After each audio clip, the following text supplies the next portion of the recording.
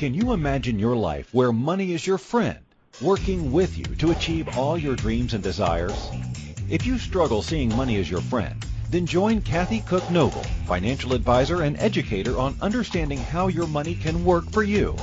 It is possible. Now, here is Financially Speaking with Kathy Cook Noble. Good afternoon, everyone, and welcome to Financially Speaking on the Inspired Choices Network. I am your host, Kathy Cook Noble, and we get together every week and we talk about my favorite topic, money and finances. And what we do is we pick a topic and we say, let's break it down and have it make sense. So what does that mean? That means let's take out all the jargon and all the numbers and all the metrics and all the math that scares people, and let's just break it down to say, hey, this is what it means for you. Because I do believe, and I've always believed, that people can understand their own stuff.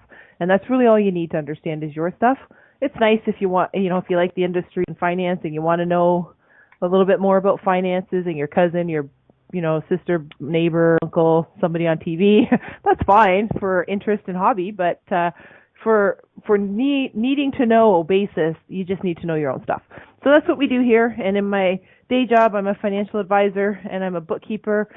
We have a practice in finance that we help people to really understand their numbers and to really understand their own stuff and their own business. And then what happens is every once in a while, something comes up where you have businesses that need help that is a little bit more intense than just finances and basic bookkeeping. They need somebody to help them scale their business and grow it to bigger and better heights, and they have bigger visions for it, and they do stuff like franchising. So we have tonight a special guest, and she is a franchise expert. Her name is Marietta Snetsinger. She is the franchise queen, I think, and she has a passion to help entrepreneurs see their business expansion ambitions come to life. She has hustled on the inside of M&M Food Market and Baskin-Robbins. She is a proven catalyst for change and renewal alongside dozens of emerging franchises. So I'm super excited to have her here today. And Marietta, welcome aboard. Thank you. Thanks for having me. Can you hear me okay? It's exciting. I can hear you great, and I'm super excited for everybody because the audience that you have is global, and the audience that we have is global. So it's just like a perfect match to me. So I wanted to invite you to come and share not all because it's only an hour, but take some of the cool stuff out of your brain and share it with people. Right. So tell us a little bit about how you got started. I gave a tiny tidbit, but I'm going to let you take care of sharing the rest. Yeah, you know what? It's really funny. As there often is, there are times in your life when you can remember the specific moment or the thought that you had around the thing that you knew you wanted to do, and I certainly have a very clear, vivid moment of that. And I can tell you, it goes way back in like 1993, maybe. It was 1993, and I was in Nova Scotia, Canada. And I remember I was driving down the highway, and I was actually on a cell phone, a bag phone at that time, so way back. And I was talking to a gal who I had met at an event, and she actually worked for Tim Hortons Coffee, and that's for those who aren't in Canada, a very popular coffee concept here. And she was sharing with me that she was a marketing expert within the franchise system, and her job was to go around to the different Tim Horton locations and help the franchisees with their marketing efforts and to implement their marketing locally. And I thought, wow, that sounds like such a cool job. I would love to do something like that. Yeah, and then lo and behold, I ended up with an opportunity to move to Ontario from Nova Scotia. And at that time, I was introduced to this company, at that time was known as M&M Meat Shops. And I had the opportunity to take on a role as a field consultant. And that role is an operational role, which really you are working with the franchisees as they take the franchisor's proven marketing and operating system and roll it out and implement locally in their market. So you're basically a brand advisor, protector, I guess, of the brand, if you will, helping the franchisee implement the franchisor's marketing plan in their local market. So So I ended up doing that for a number of years, and I just knew that's what I love to do. I was actually a business coach, marketing consultant, a business consultant, helping the franchisors grow their business locally. That's awesome, and what a combination, to be honest, because that's exactly what you need, and so few people have that combination in business where they have to understand the business part as well as the marketing part. Because I always think in business that marketing is I know I'm a financial person, but I did marketing before, and I think it's the be all and end all. That's what really makes your business grow. So to know that is such an asset for all the businesses. So how did you come to, you have your own Ascend corporation yourself, the Ascend franchise brand? Yeah, so I started, like I said, my career in franchise operational support. From there, I had the opportunity to evolve over to a role in franchise recruitment, which again, I would also say is really unique because like you said, it's usually, you kind of tend to go down your path, right? Marketing, finance, whatever vertical you ended up going down. But I ended up having the opportunity to come over to recruitment. And I think that was a really strategic move on the part of M&M at the time, because they knew that as a field consultant, I knew what it took to be a successful franchisee in the system. And then I took that skill set and that knowledge of who our ideal franchise candidate was and apply it to our recruitment and selection process. So during a period of time, I was able to revamp our franchise recruitment selection process and bring in more aligned franchisees, people who really understood what it was going to take to grow their business. And of course, I had very strong ties to my operational support team, and I didn't want to let them down. I wanted to bring them the best possible people to grow the brand and to implement the plan. And it was a really great time. And of course, when I was at M&M many years ago, we were really on the forefront of franchisee support, and we knew what it took and the incredible amount of energy and effort it takes a franchisor to support the franchisees as they do take that brand to market. And I spent almost 15 years at M&M Meat Shop, so it was a pretty great run. And wow. and then from there I actually got headhunted out, and I got to go into a more global brand, and I spent a little over 4 years with a company called Dunkin' Brands, if you know Dunkin' Coffee or Dunkin' Donuts Coffee or Baskin Robbins, coffee and ice cream. Pretty fabulous combination. And and I had the chance to actually learn more about franchising at an international level as part of the international franchise recruitment team.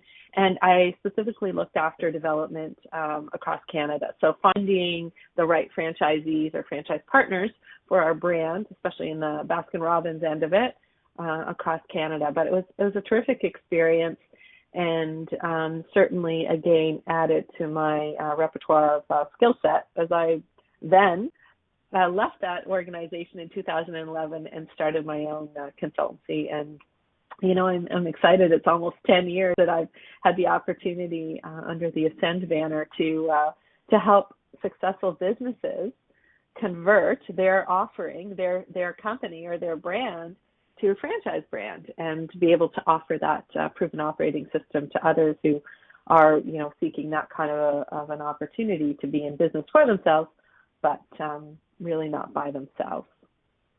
Nice. And do you stay mostly in Canada, or do you still work in the international arena? I actually do work in the international arena because of my proximity and my knowledge of Canada and my reputation in Canada. I typically do most of my work in Canada, but I would say that I aspire to do more work in other parts of the world, and that's part of my own personal mission, is to, be able to share this knowledge. Because the beautiful thing about franchising is it's really a business model.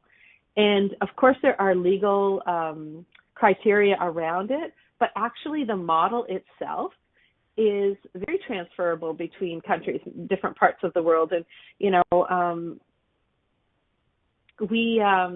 we actually are able to use this model around the world, and then of course have it come together with the, pull it together with the legal side of it, which may differ from country to country, province to province, or state to state. But the actual model itself is fairly transferable between countries. Cool. Now, have you come across people, and we'll talk about what you think and what you would recommend for best practices of franchising and how to get ready to scale and all that stuff. But I want to ask you, have you ever had somebody that you've dealt with where you just don't see it as a franchising potential?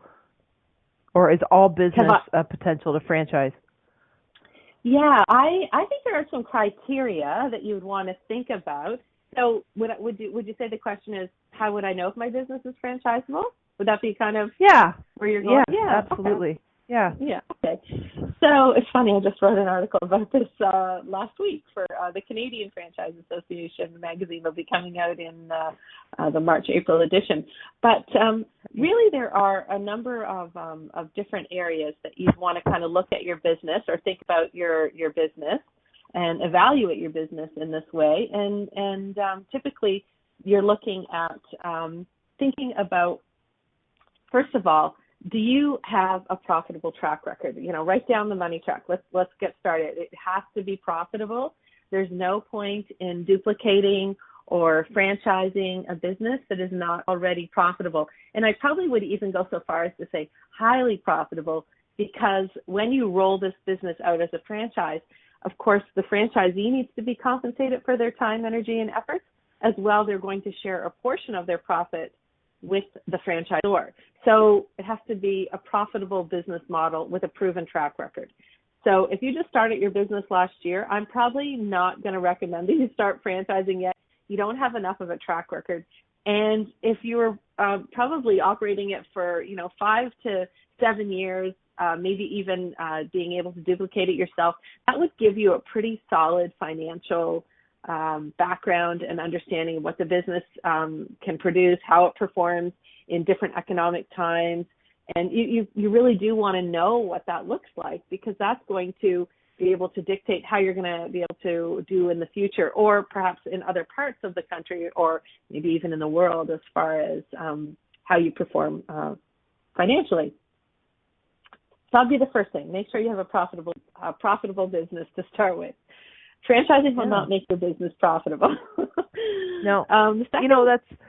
That's a great point. Sorry, I didn't want to say that's a great point, because I see a lot of businesses myself on the bookkeeping side, and they have to be profitable, and they start expanding. I know it's not the same as franchising, but I think they think they're going down that road, right? And then they're overwhelmed because they didn't meet that first plateau of being highly profitable before they started it. Before you don't duplicate your mistakes, because now you're just going to duplicate your losses. We want to duplicate profit, right? So exactly. That's huge. So and honestly, that's the number one thing. If your business is not performing financially right now, you need to get that figured out. You need to make the tweaks. You need to rejig whatever it is you need to do to create the profitable track record. That's what you need to do before you can ever start moving forward to duplicating it as a franchise brand. So that's the first one. The second one is that you really have a lot of clarity around your marketing and your branding, and that you have been able to identify who your ideal client is, and you have a way of reaching that ideal client. You've actually, like I said, the marketing, the branding, that's in place, and that part of the business can also be duplicated, whether I'm here or in another part of the country. The way that we attract customers, that can be duplicated into a new market. So, I'll use the M&M example. One of the ways that our franchisees in that system would attract new customers is they would get really involved in the community. So when you've got a recipe of what that looks like, maybe they would do community barbecues. That's something that they did a lot. Or outside of their store, they would do maybe a charity barbecue on the weekend to, again, foster a relationship with the community, give back to the community. So they really knew what it took to connect with the community, and they had a real proven recipe to be able to connect to a local community. And, you know, it was the same. We were able to duplicate that in different markets across the country.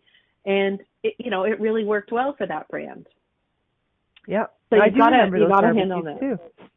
Yeah.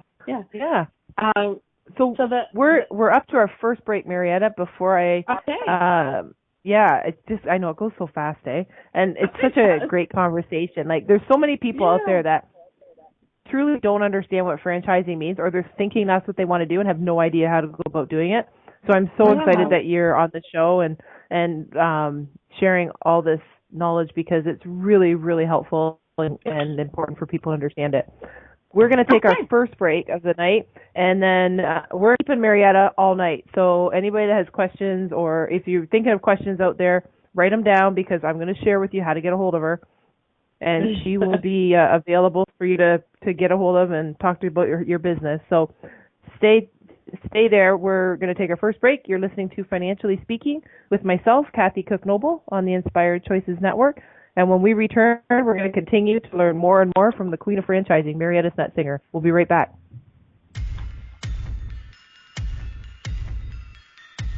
Too many of us get caught up in the unreal lives of reality television and complete to acquire stuff, which is setting us up to accumulate lots of debt.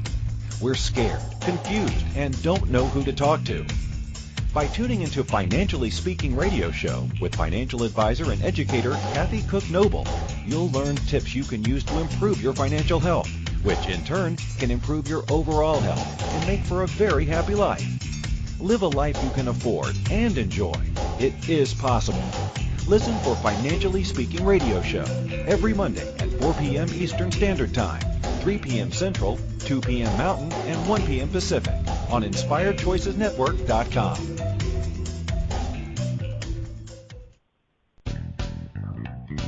Are you a subject matter expert? Are you here to share your expertise with an audience waiting to hear from you in only the way you can deliver? Are you ready to have your voice amplified across the airwaves? Inspired Choices Network has a global radio platform streaming to millions of people across the world. Professionally produced and supported by an accomplished team every step of the way, you can broadcast from anywhere in the world, knowing your voice matters, and we ensure it is delivered with ease and efficiency. Eager to hear your message? The world awaits. Contact us today to become an Inspired Choices Network radio host. Email becomeahost@inspiredchoicesnetwork.com.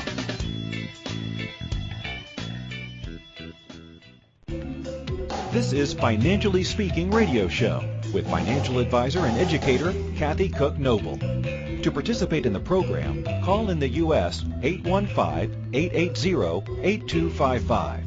Canada 613-800-8736, or Skype us at Inspired Choices Network. You can also make the choice to ask or comment by email by sending to Kathy@bookkeepplus.ca. Now back to the program. Welcome back, everyone. I'm Kathy Cook Noble, and you are listening to Financially Speaking on the Inspired Choices Network. And this is the network where we do. We provide all the tools that you need to help with your life to make better and more exciting decisions and be more comfortable with what you're doing. And there's all kinds of different shows that are available here that I encourage you to listen to. If you need help with your kids, tune into our parent expert. If you need help with finances, that's where I like to hang out. So tonight we are really quite fortunate, though. We have an international expert that's here to talk to us about franchising. And before we went to break, she was just sharing with us some of the key points on the criteria for determining whether your business is franchisable. Is that a word? Is that a word, Marietta? Franchisable? It is now. Okay. We'll use it every day. So yeah. Perfect. Yeah. We're going to use. Yeah. So there's more. There's more criteria. Yeah. Share. We've only got through the first two. There's a couple more I know about. Yeah. So Yeah. please share with us. Okay. So the first one, just to review, is a profitable track record. The second is the marketing and branding at the local level. You've got that figured out. The third one is really quite simple. It's client acquisition. You have a proven way of attracting, retaining, and acquiring clients or customers to your business. You've got that figured out. It may even be proprietary to your brand. It might be something that you do uniquely and differently than other competitors, but you've got that client acquisition. And often it is tied into your marketing, but I'm thinking about more of how someone comes in to do business with you and how you retain them and get them to come back and do more business with you. So the fourth one is really around delivery of products and services as well, that you have, you're the subject matter expert in your particular area or product or service, and you're a little bit ahead of the curve when it comes to kind of anticipating what the needs of your customers may be, and you're quickly able to assess and have available the products and services that your customers are going to need or want. And you probably do that faster and more efficiently than maybe, a local mom and pop type brand. As a franchise system, you're able to do that, and you would be able to continue to be able to do that more efficiently than maybe another business. So what do I mean by that? Well, first of all, I'm going to say you also are able to maintain relevancy, and I think the best example around that is maybe Blockbuster. And if you remember Blockbuster, they were very big in probably the 80s and even the 90s. It's where we all went to get our videos and eat popcorn or whatever, our DVD, or not DVD. Well, I guess maybe they were even VHS at that time. I can't even remember now. But, the brand is no more, and it's simply because they were unable to rejig themselves in such a way that they maintain their relevancy. So as a subject matter expert in your brand of delivery of products and services, you maintain relevancy of those services, and you're able to adjust to the needs of the market. And finally, the fifth one is really there is market demand, and that there's not a saturation point of your products and or services. And what you offer is something that is unique and different. And again, back to the being proprietary, there is something about maybe your products are different that differentiates it from, maybe if it's pizza, there's a way that you've been able to formulate your dough or the way you pull it together, whatever it is, it's a little bit unique and different, and there's actually a demand for it. Another example might be to kind of look at the demographics of your particular community, or in Canada, we're seeing definitely a demand for senior services, more, as our population ages. So obviously franchising in that area has also been incredibly more popular in the last few years, maybe even the last 10 years. But having a demand for your products and services that meets that of the times. And of course, finally, cool. if you are thinking about franchising, you want to also take into consideration that you are probably going to need some resources and some help as you do it. What got you to the level in your business where you are today is probably not what you're going to be needing in the future. And I kind of say new level, new devil. So whatever it is, you're going to probably find there may be different challenges, new challenges, and you may need some additional supports that you didn't have or need maybe in a prior incarnation of your business. So there's definitely an investment piece of this that as a business owner, you probably are going to need to invest in your business in order to scale the business and get it to that next level. And just on a side with that, yeah. So when they need the extra support, at what point do you come in, and at what point do you leave them? Yeah, well, you know what? That varies by the client and what kind of a team that they have. Oftentimes, they'll continue to build their team as they grow their brand. But early on, most businesses that begin franchising typically start with a pretty lean team. It's not like they have the ability to kind of go and hire. Like I was a field consultant in when I was with M&M. When you're first starting out, you're probably as the franchisor, you're probably doing a little bit of everything, and you might outsource maybe you outsource some of your marketing support, maybe you even outsource some of your franchisee support. So early on, you're probably kind of bringing it all together. But what's really helpful when you're the business owner or the founder of the franchise, you probably need someone to kind of quarterback the whole team. And you don't know what you don't know. And that is actually a role I play with my clients most of the time, is as kind of like the quarterback, kind of bringing the team together. It does definitely take a village to pull all of the team together and be able to kind of plan the strategy to take the business to market and evaluate where the business is today, what needs to be done, and then what are the next steps to get there. So, yeah. Okay. That makes sense? That makes total sense, yeah. So in your estimation then, what would make the optimum franchise? I know the criteria that you've gone through, and then, but is there something where you go in and you're like, okay, that's how I define it. This is some place that would be a good fit for me because they've got all the criteria in line, but then there's got to, is there other things that you look at and say, okay, this is a franchise? Yeah, and maybe probably it would be helpful if I were to kind of even take you through what I kind of call the spokes on the wheel of a franchise, what it looks like, what the franchise. Oh, it'd be great. It's real. Yeah, it's really about roles and responsibilities, and really having a clear understanding of who does what, when, where, and why. So maybe I'll take you through what I call the wheel, the franchise wheel. The franchisor has actually kind of creates what I call this wheel, and on the wheel there are spokes. If you think of a bicycle tire, for example. So one of the spokes, though, with the franchise being in the middle, is the proven operating system. The franchisor has a business strategy using a proven operating system. Another spoke of the wheel would really be around the franchisor dominating the market, creating a brand that, when people think of coffee, there's a brand that they think of, and that's your brand. Now, sometimes obviously that would take time, and that's a more mature franchise brand. But really, that's the goal, to be where you are dominating the market by the number of units that you have, where people think of you top of mind.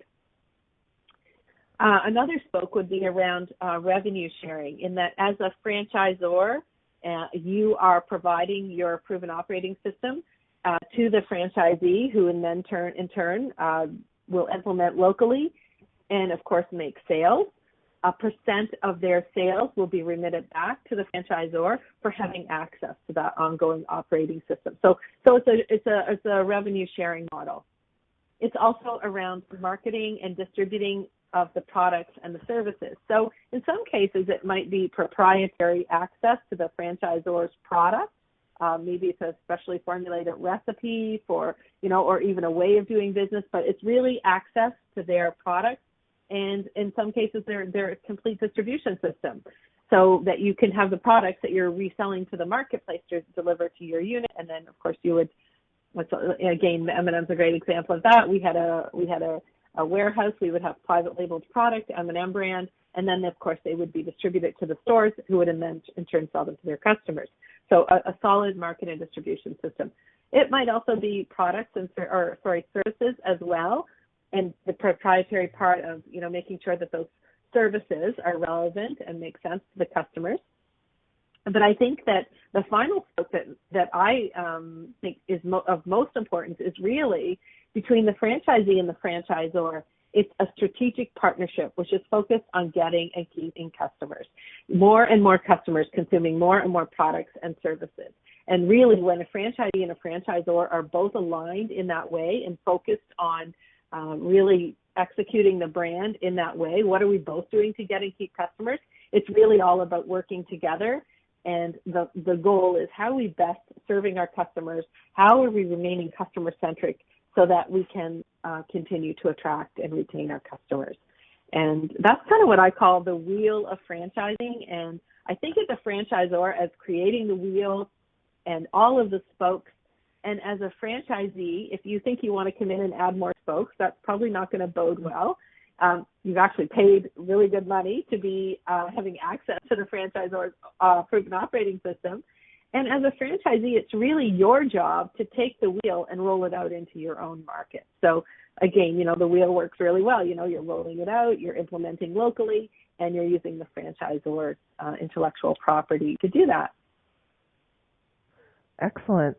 There are so many questions I have for you. We're up to our second break for the night, and when we come back, I want to ask you: is there one industry that is easier to franchise? Do you have one industry that you prefer, or is kind of a favorite for you? How big is too big? How big can a franchisor get? Like, how many franchises can they have?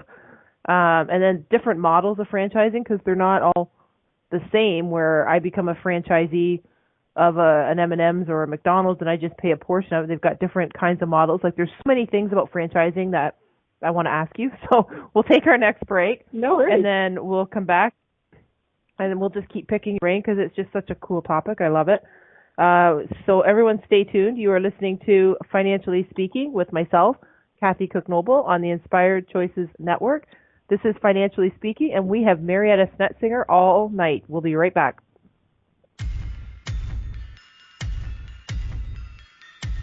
Too many of us get caught up in the unreal lives of reality television and complete to acquire stuff, which is setting us up to accumulate lots of debt.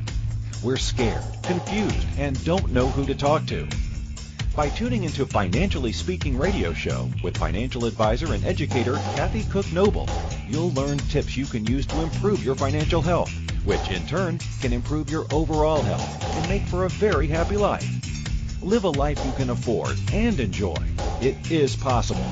Listen for Financially Speaking radio show every Monday at 4 p.m. Eastern Standard Time, 3 p.m. Central, 2 p.m. Mountain, and 1 p.m. Pacific on InspiredChoicesNetwork.com. Money is complicated, right? Actually, no, it's not. You don't have to be a trader on Wall Street to get a handle on your money. TV shows often instill fear to keep you believing you can't understand it or do anything yourself. If dealing with your finances brings up a lot of other F words, then you need to read All Ladies Should Use the F Word, A Guide to Loving Your Finances by Kathy Cook Noble. Kathy helps you take control of your finances and leave the other F word, fear, in the dust.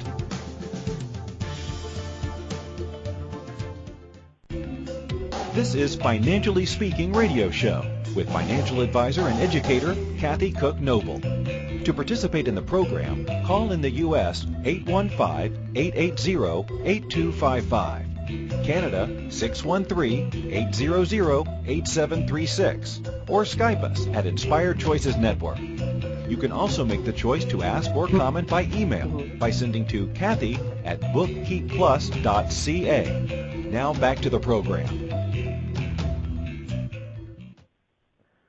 Welcome back, everyone. I am Kathy Cook Noble on Financially Speaking on the Inspired Choices Network, and today we're talking about franchising.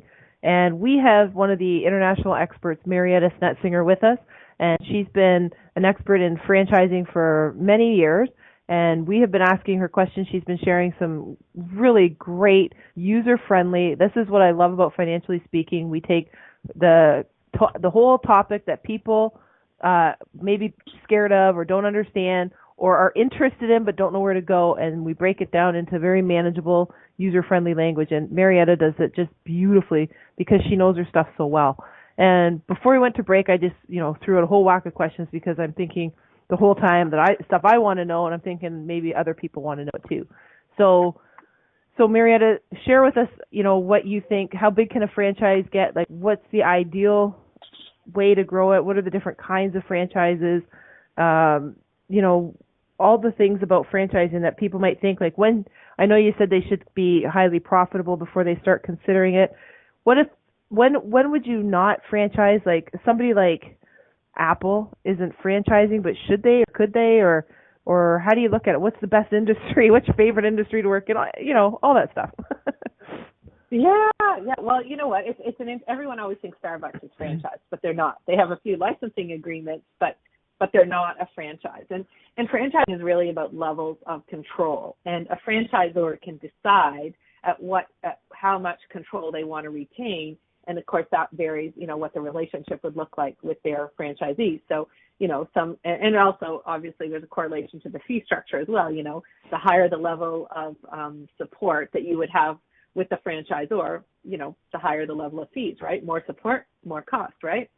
And it just depends, everybody has their, I kind of think, the franchisor decides, a lesser level of control is really around, license model where you're really just licensing the intellectual property.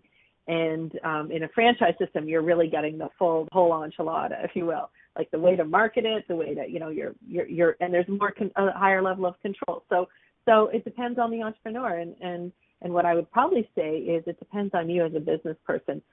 Becoming a franchisor is probably one of the biggest decisions you'd ever make as a business owner.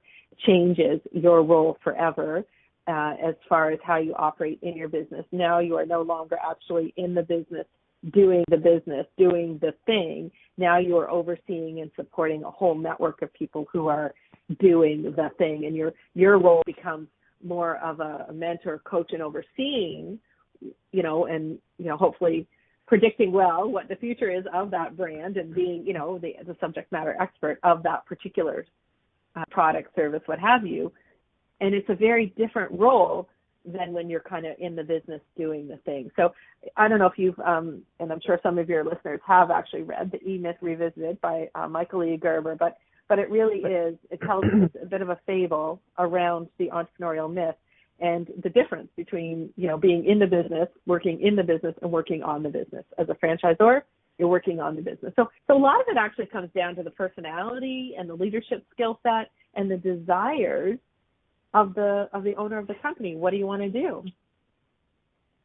What does that look like for you? So can I ask you then, if you're working on a succession plan, and I know business owners, especially the founders, have a hard time planning and figuring out how they're going to turn this over either to the next generation or what they're going to do, would franchising fit into a succession plan as an approach to how they're going to deal with their business for the future? It could be, but I would say it's probably more of a long-term exit strategy versus a succession plan. Now, on the succession plan side of it, I would say you're probably more looking at, the best practices of franchising, where you're documenting your system and your process around your business. And, I was saying to you earlier before we got online that, I was at the franchise show this weekend. And, of course, I met lots of folks who are in Toronto who are, thinking of franchising their business. And, they're very early to the game and just kind of thinking. And I don't believe it is ever too early to get started about thinking whether or not you're going to do it. It can kind of be one of those begin with the end in mind and what do I need to do? And the sooner I get started, the less, mistakes I'll have to kind of go back and fix if that were the case, right? So, and it never hurts to, I'm a big believer in adding system process to your business and documenting it. So whether you ever franchise your business or not, just by looking at your business in that way, you add value to your business. It might be a point of difference if you were, say you have a successful business, maybe it's a successful restaurant and you want to sell it and someone wants to come in and buy it. And, the likelihood of that second purchaser being successful declines dramatically because, lots of times it's the little things that the prior owner did that they forget to kind of, and it's not probably intentional, but what they forget to share with the new owner. And that's what made that business so successful. So, if you're thinking of exiting your business and if you documented that, the person who is looking at your business as a purchaser might see a lot of inherent value if you've actually documented how you do things. How we do things around here, I guess, is what I would call that. And that can add a lot of value to your business, especially if you're looking at your exit strategy down the road. So would you say that there's one particular industry that's better or easier to franchise than another, or no? Well, you know what? We see a lot of food concepts franchised. I mean, 50% of franchises typically end up in the food space. But, more and more we're seeing opportunities, especially with technology, to actually, and, the busier we become, we tend to outsource more of our, even household tasks and chores, which, again, in and of itself ends up being a whole new, level of, home support, if you will, or services to support you in your home, whether it's, snow removal, lawn care, cleaning, what have you. And then there's a whole service industry around that as well. And that's typically can be quite highly franchised too. So, again, it's around having a proprietary way of doing things. And, there's a trust element that, maybe you'd rather, deal with a company that you, again, have a feeling of trust and know, what they've done to train their team, and there's a system to it, right? And it allows you to build trust in the brand, and you're more inclined to have them maybe come into your home and clean it, for example, versus again a smaller entity. It just depends, right? Like what's important to you as a purchaser of the products and services. Some people are more comfortable with that. So and you asked me another question, for sure. kind of maybe go back to, and that's how big can a franchise get? And I would say, that's infinite. Okay. Because, sorry, I'm just muting this. I think I hit the live. So what I would say is, there are different ways to do it.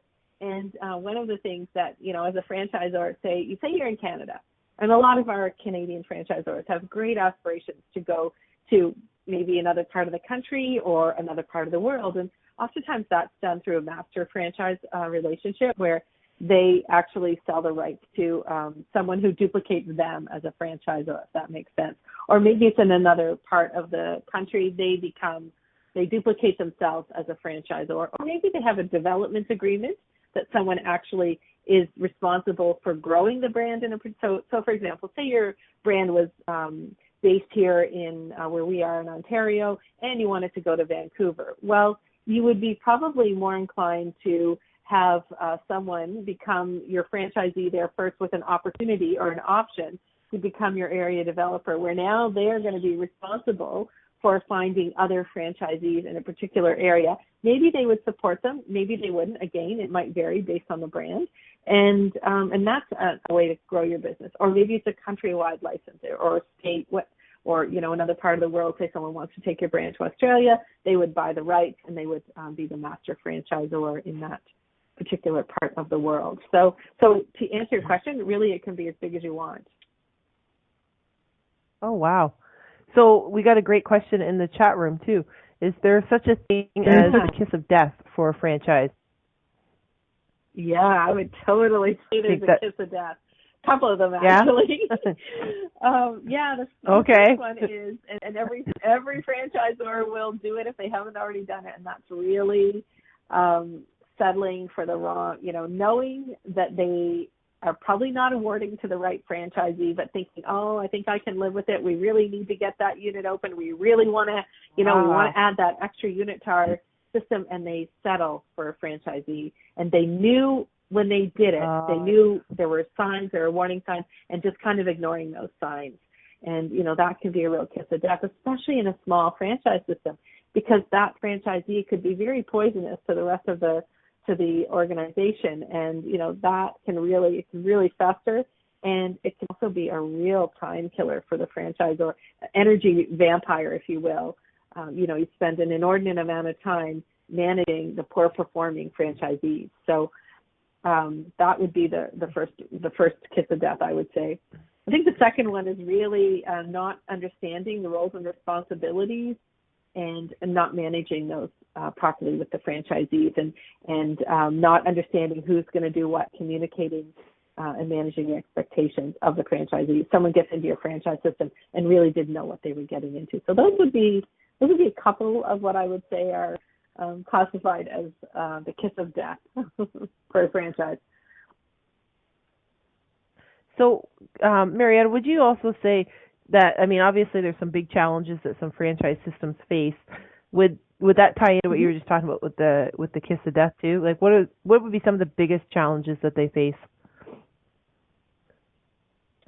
So the two biggest challenges, and essentially when I end up getting a call from a franchisor, there are two things going wrong, and I'm just noticing we're coming up to break, and I feel like that might be a great place. I don't know. What do you think? Should we kind of come back? After the break. Well, I was gonna. Because it's kind of a cool. That's what I was thinking. I was thinking we'll take the break and then we'll come back and then I'll let you share that last piece of information. And then I also want to make sure we get in on how people get a hold of you.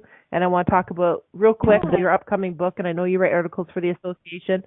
So everybody just stay right where you are, because we're going to take our last break. You're listening to Financially Speaking on the Inspired Choices Network with your your host. That's me, Kathy Cook Noble.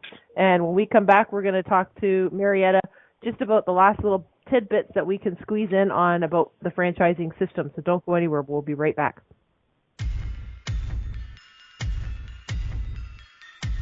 Too many of us get caught up in the unreal lives of reality television and complete to acquire stuff, which is setting us up to accumulate lots of debt. We're scared, confused, and don't know who to talk to. By tuning into Financially Speaking radio show with financial advisor and educator Kathy Cook Noble, you'll learn tips you can use to improve your financial health, which in turn can improve your overall health and make for a very happy life. Live a life you can afford and enjoy. It is possible. Listen for Financially Speaking radio show every Monday at 4 p.m. Eastern Standard Time, 3 p.m. Central, 2 p.m. Mountain, and 1 p.m. Pacific on InspiredChoicesNetwork.com.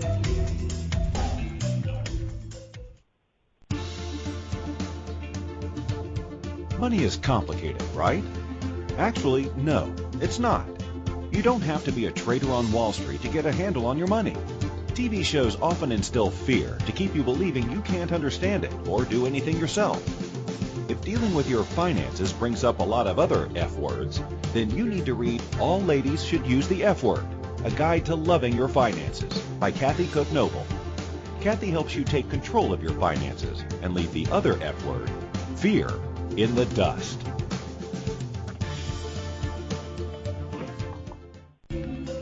This is Financially Speaking radio show with financial advisor and educator Kathy Cook Noble. To participate in the program, call in the U.S. 815-880-8255, Canada 613-800-8736, or Skype us at Inspired Choices Network. You can also make the choice to ask or comment by email by sending to Kathy@bookkeepplus.ca. Now back to the program. Welcome back, everyone. I'm Kathy Cook Noble on the Inspired Choices Network. You're listening to Financially Speaking with our special guest, Marietta Snetsinger, today, and talking all things franchise. Before we went to the break, we were just wrapping up and making sure you came back to get the answer to our question. So, Marietta, I'm going to turn it right over to you to carry on and tell us about the challenges in that. So the cliffhanger, the two major challenges. The cliffhanger, that's right. Franchisors, yeah, that franchisors face are, first of all, managing the ongoing relationships between themselves and their franchisees. And it's because they really didn't probably take the time or continue to take the time to evaluate, monitor, and adjust what the relationship between the franchisee and the franchisor looks like, really knowing their roles and responsibilities and making sure that the expectations of the franchisees around who does what, when, where, why, and how are really clearly defined. Everybody knows what their responsibility and part of their relationship is, and everyone acts accordingly. So that would be the first one. Whose job is it to actually market locally, and who's responsible for that? Because, it's very easy when a franchisee is not doing well to blame the franchisor, or, and typically it ends up being that it is, it's improper execution of the brand promise and the marketing and the activity at the local level, and the franchisee becomes or is unengaged and struggles, and of course then blames the franchisor. So you can see where that problem really goes. So managing the relationship between the franchisee and the franchisors and expectations. And of course the second one, and just right back to, I was at a franchise show on the weekend. It's really all about attracting and retaining the right franchisees, finding the right people to invite to join your team as a franchisor, taking them through a proper evaluation and decision-making process so that they understand exactly what they are getting into. And it's your job as a franchisor to provide them with that information so that they can make an informed business decision.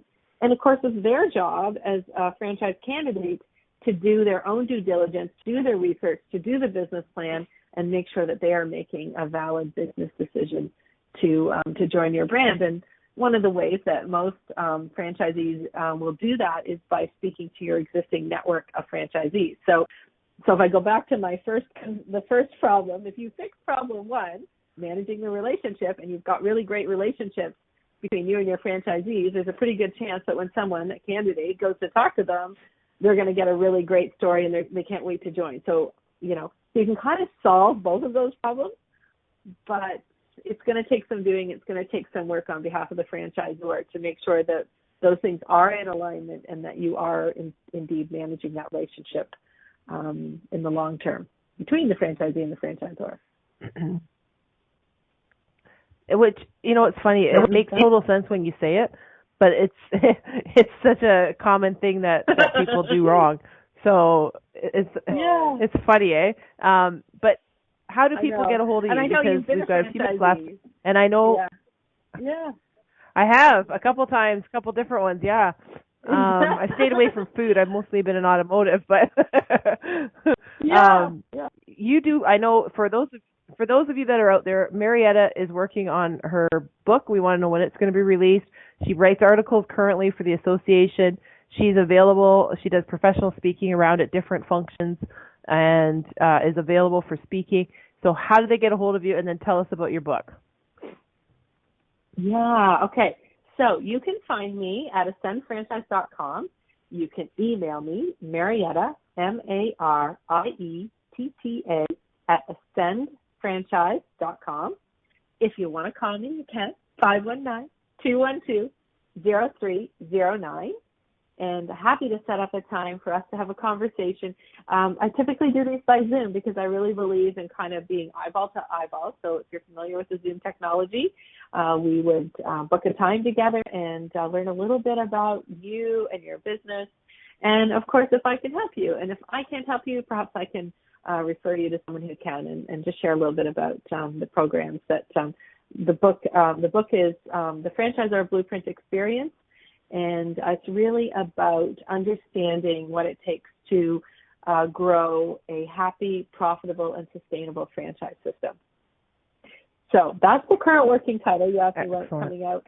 My goal would be in the next couple of months. I'm working on final edits now, and you know as well, writing the book yourself, that it takes some time to get it from your head to the paper. It's been a process. It does a little bit. I feel like there's just so much. Yeah, it takes some time. So, I'm hoping in the first quarter of this year that I would have that ready and available as a resource for someone who's really thinking about whether or not they should franchise or they're already in the process of franchising.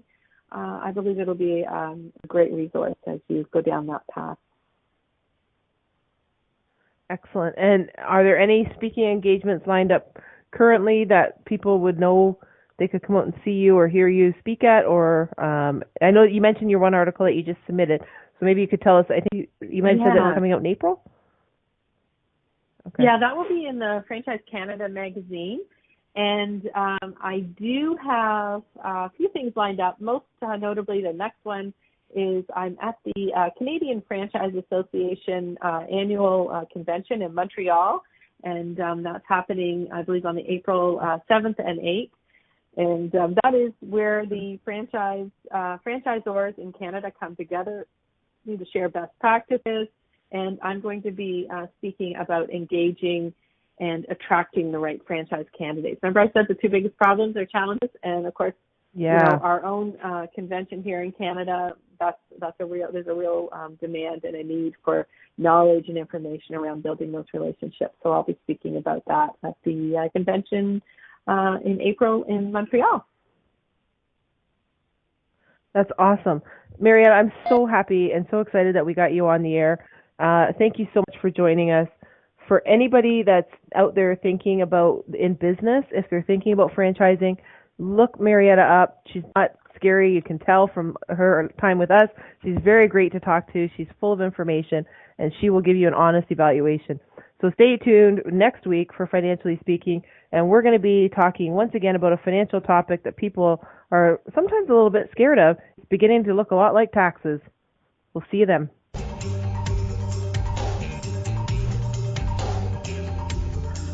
Thank you for choosing to listen to Financially Speaking Radio Show. Kathy Cook Noble will return next Monday at 4 p.m. Eastern Standard Time. 3 p.m. Central, 2 p.m. Mountain, and 1 p.m. Pacific on InspiredChoicesNetwork.com. We hope you'll join us. Until then, have the best week of your life by making